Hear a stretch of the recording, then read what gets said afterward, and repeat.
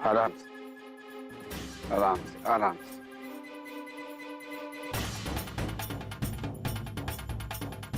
ये देखिए राजेश बाबू, ये जो है ना, ये हमारे परिवार की भगिनी है नीलू।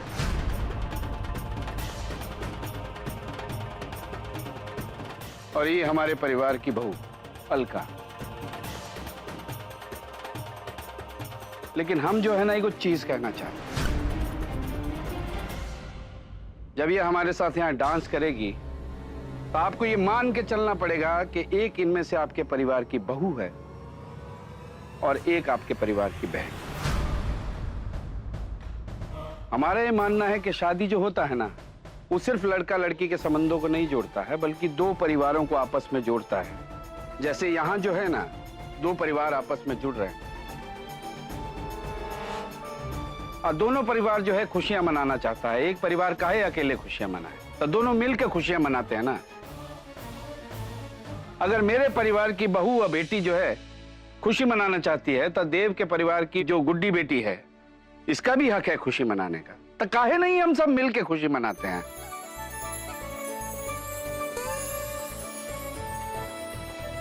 बिल्कुल मामा जी।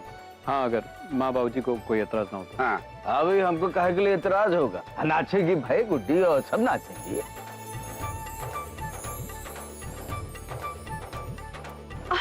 अरे हम तो पहले से ही नाच रहे थे वो, लेकिन ये ना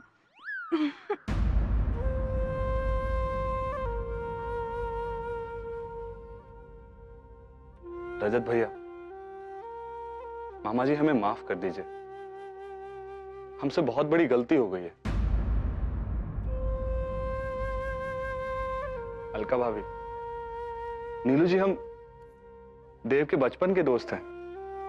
आप दोनों के बारे में कभी गलत सोच ही नहीं सकते हैं। लेकिन हम बिल्कुल भी ऐसा नहीं चाहते थे जैसा हो गया है। हो सके तो हमको माफ कर दीजिए। कोई बात नहीं। प्लीज भाई, हमें माफ कर दो।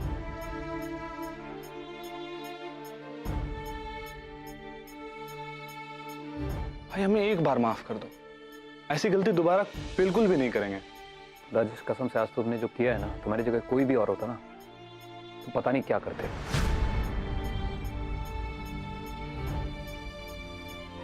प्लीज यार, एक बार माफ कर दो, दोबारा ऐसी गलती नहीं करेंगे। जो तुमने आज किया है ना, उसमें तुमने हमारी इंसल्ट नहीं करी है, बल्कि पायल जी और उनके परिवार वालों को भी बेइज्जत किया है। माफी मांगनी है ना, जाके पायल जी से मांगो। और अगर उन्होंने माफ कर दिया तब हम सोचेंगे कि क्या करना है, वरना हम सोचेंगे भी नहीं। समझे?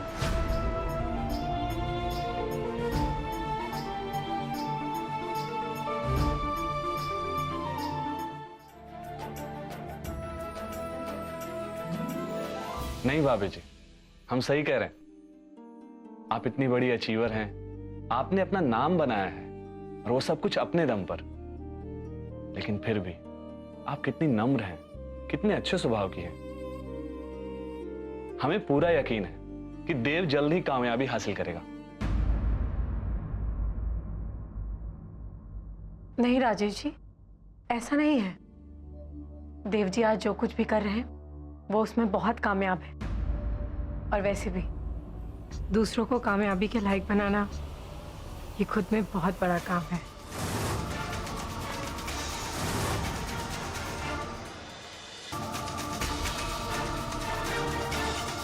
दूसरों को कामयाबी के लायक बनाना मतलब? और नहीं तो क्या राजेश भैया, किसी को पढ़ाकर इस लायक बनाना कि वो अपने करियर में कामयाबी हासिल कर सके। अपने में कोई कम बात थोड़ी ना है। जीजू का खुद का कितना बड़ा कोचिंग सेंटर है जिसको वो इतने अच्छे से चला रहे हैं।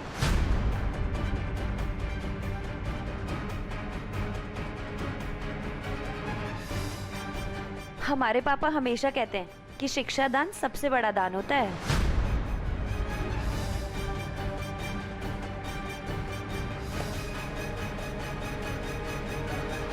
नहीं, लेकिन देव तो... अरे क्या लेकिन वेकिन राजेश भैया, हमारे जीजू दीदी से किसी भी चीज में कम नहीं है। आप जीजू के दोस्त है ना, इसलिए दीदी का पक्ष ज्यादा और जीजू का पक्ष कम ले रहे हैं। लेकिन हम अपने जीजू के पक्ष में ही हैं। ये सच नहीं है जो ये लोग समझ रहे हैं। क्या देव को ये सच मालूम है? अरे जल्दी करो बेटा, जयमाल का समय हो रहा है। बेटा आपको भी बाहर जाना होगा, इन लोगों को तैयार होना होगा।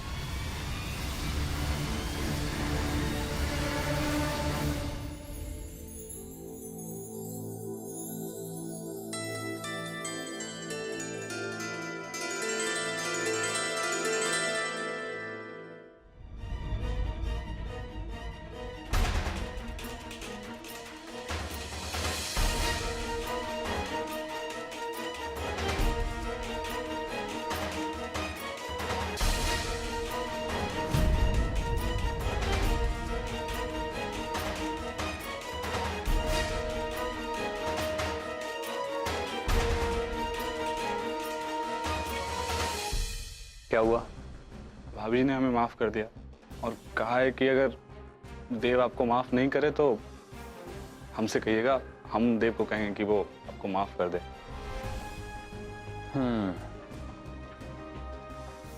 ऐसी बात है तो चला जा। अरे आना। देव जी आज जो कुछ भी कर रहे हैं वो उसमें बहुत कामयाब है। जीजू का खुद का कितना बड़ा कोचिंग सेंटर है जिसको वो इतने अच्छे से चला रहे हैं।